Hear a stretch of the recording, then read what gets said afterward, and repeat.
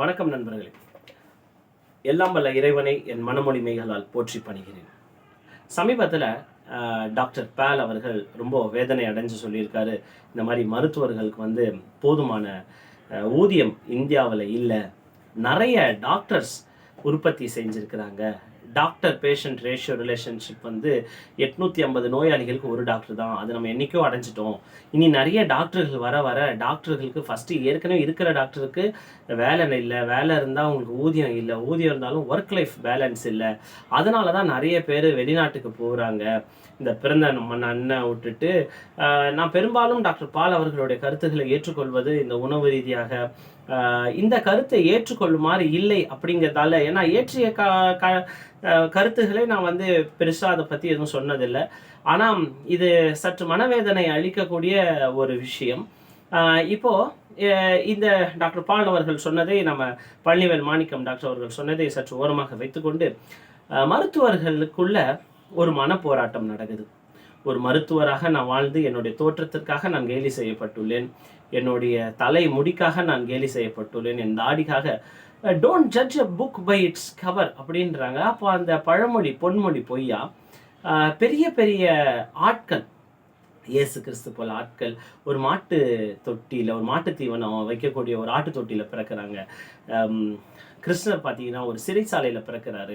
Mother தெரேசாமா பார்த்தீங்கன்னா குஷ்டரோகிகளை வெறும் கையில் ட்ரெஸ்ஸிங் பண்ணியிருக்கிறாங்க. இது எல்லாமே அவங்களா நம்ம ஆக முடியாது. அட்லீஸ்ட் அந்த பாதையில் கூடவா போக நமக்கு உரிமை இல்லை அப்படிங்கிறதான். இப்போ இந்த டாக்டர்ஸ் ஆயிட்டாலே அடிப்படை தேவையே மாறி போயிடுது.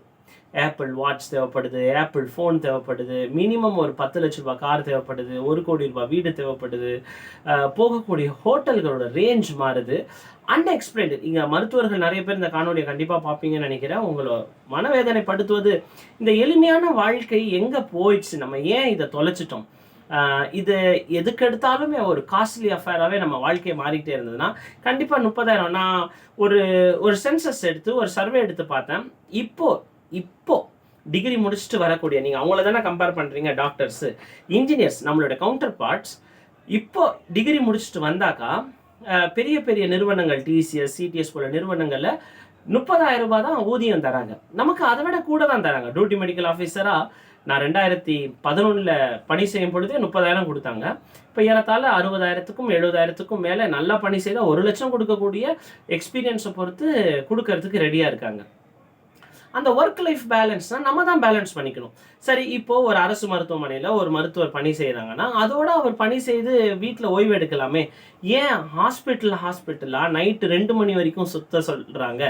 இது இப்போ சுற்றுனது அந்த மருத்துவரோட குறையா, இந்த சமூகத்தோட குறையா, அல்லது அவருக்கு பணி கொடுத்த அந்த மருத்துவமனையோட குறையா? எல்லாமே மனசு தாங்க காரணம்.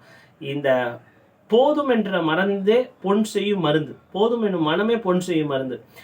அதனால் டாக்டர் பழனிவேல் மாணிக்கம் கண்டிப்பாக இதை கருத்தில் எடுத்துக்கணும்.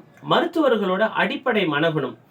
உதாரணம், இப்போது சில மருத்துவர்கள் சில காணொலிகள் கொடுக்கணும், ஒரு ஹாஸ்பிட்டல் திறக்க வரணுன்னால 4 lakhs கொடுங்க, 5 lakhs கொடுங்க.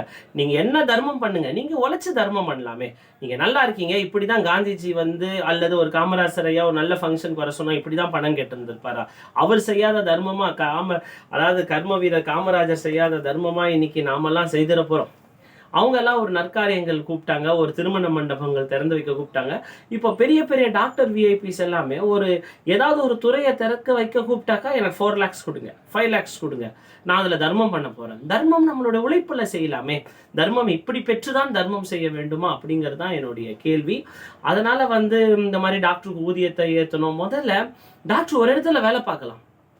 காலையில் பாவம் அந்த பாடை பார்த்தா எனக்கு, நானும் அந்த தவறை செய்து தான் திருந்தி வாழ்கிறேன். அதனால் அந்த பாடை பார்த்தா காலையில் இங்கே பணி செய்கிறார், சாயந்தரம் அங்கே பணி செய்கிறார், நைட்டு அங்கே போகிறாரு, காலையில் இங்கே வராரு, ஃபோன், அது இல்லாமல் அவருக்கு ஃபோன் வருது, அது வருது. அப்போ ஒர்க் லைஃப் பேலன்ஸ் இருக்காது. பற்றாக்குறைக்கு ஒரு டாக்டருக்கு டாக்டர் தான் மனைவியாக இருக்கணும், அப்போ தான் அவங்கள நல்லா புரிஞ்சுக்கிடுவாங்க. பெரும்பாலும் இந்த கருத்து ஒரு தவறான கருத்து என்பதை என்னுடைய என்ன சொல்கிறது, நான் பார்த்த அளவில் என்னுடைய சிந்தனை. அதனால் நம்மளுடைய தேவைகளும் நம்மளுடைய ஆசைகளும் அப்புறம் அந்த இது சொன்னார், இந்த மாதிரி வெளிநாட்டுக்கெல்லாம் இங்கெல்லாம் வேலை இல்லை, அதனால தான் நாங்கள் வெளிநாட்டுக்கு போகிறோம். என்னங்க யார் நீங்க ஏதாவது ஒரு நாட்டோட ஆள் இந்தியாவில் வேலை செய்யறவங்கள பார்த்துருக்கீங்களா? ஒரு ஆப்பிரிக்கர் இந்தியாவில் டாக்டராவோ இன்ஜினியராவோ கூலி வேலையை செய்யறத பார்த்துருக்கீங்களா? ஒரு ஜாப்பனீஸ் இங்க டாக்டர் வேலை செய்யறத பார்த்துருக்கீங்களா? ஒரு சைனீஸ் இங்க அங்கெல்லாம் ஜனத்தொகை கம்மின்பீங்க, ஒரு சைனீஸ் இங்க வேலை செய்யறத பார்த்துருக்கிறீங்களா? இந்தியாவில் மட்டும்தாங்க ஏதோ அவங்க வேலைக்கு போனால் தான் எங்களுக்கு இங்கே வேலை கிடைக்கும் மாதிரி, அவங்க அங்கே இங்கே வேலை இல்லாததால தான் அவங்களுக்கு அங்கே தான் அவங்கள வந்து மதிப்பு செய்தாங்க, அதனால அவங்க வெளிநாட்டுக்கு போனாங்க. என்ன துரத்தி அமுச்சிடுவாங்களா இங்கே வேலை இல்லை உங்களுக்குன்னு? ஆனால் என்னன்னா அது எலைட்ஸ் எடுத்தோடனே எலைட்ஸ் அந்த ஒரு ஆட்ல வருமே, ஏன் இந்த மாப்பிள்ளைக்கு தோழன் இந்த சித்தி அந்த கேரக்டர்லாம் செய்யவே மாட்டீங்களா? எடுத்த உடனே ஹீரோ தானா? கண்டிப்பாக இது மறுபரிசீலனை செய்ய வேண்டும். மறுபரிசீலனை செய்யவில்லை என்றாலும் காலம் தக்க பதில் அளிக்கும் அப்படி என்று கூறி மற்றும் ஒரு முக்கிய பதிவில் சந்திப்போம். நன்றி, வணக்கம்.